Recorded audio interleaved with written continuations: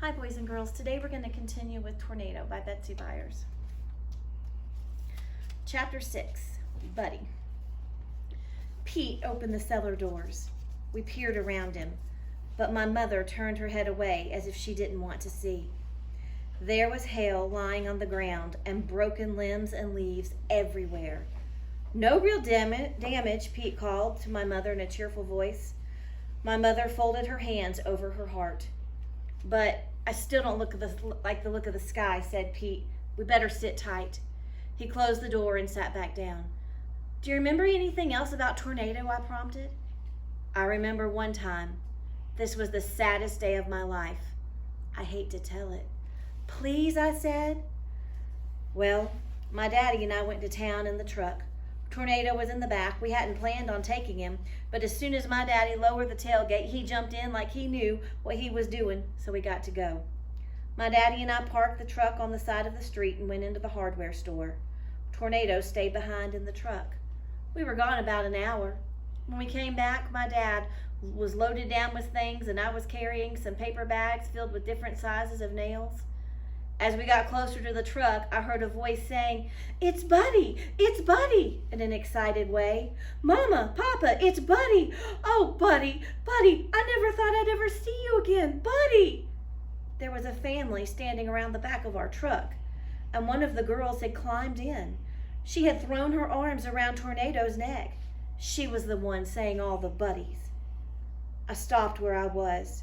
To save my life, I couldn't have taken another step.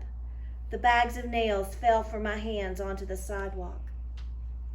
It was as if they nailed me down. And here's a picture of him staring as that little girl is loving on Tornado. My daddy shifted his packages to rest a hand on my shoulder. He had warned me not to get too fond of the dog. "He's not yours yet," he had said over and over again. But both my parents had asked around and nobody knew who he belonged to. Well, I had got fond of him, more than fond. I loved the dog.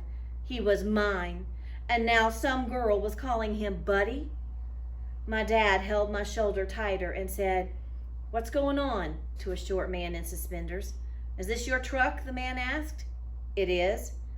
"This dog," the man said, "looks exactly like our dog Buddy that got blown away in the August tornado." "That's about when we found him," my daddy admitted. "He came to us. He was in our yard." I had stopped breathing. Everybody had, except the short man in suspenders. "My girl carried on something awful when she found that dog was gone. She's always been real fond of him. Her grandfather gave him to her." "My boy's gotten fond of the dog too," my daddy said. There was a long and terrible silence.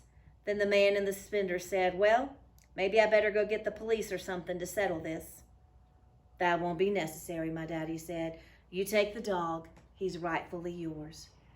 They let down the tailgate and took Tornado out of the back of our truck. They loaded him into theirs. Tornado didn't look real happy, but I couldn't do a thing to stop what was happening. I was still nailed to the concrete. My daddy put his packages in the truck and came back and picked up my nails for me. "Let's go home, Petey," he said, using the name he called me when I was little. Then he fell silent. Even my daddy couldn't find the good in this. The truck was pulling away from the curb.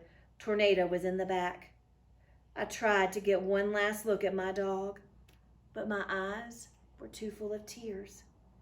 If my daddy had not helped me into the truck, I'd be standing there to this day. Whew, that was a rough chapter. It's a hard thing when you find a dog and you don't know who it belongs to and you take care of it and love it, and even though if it's not really yours, it's a hard thing to say whether it was the right thing or not to give Tornado to his owners. But we'll find out what happens tomorrow. Thanks for listening.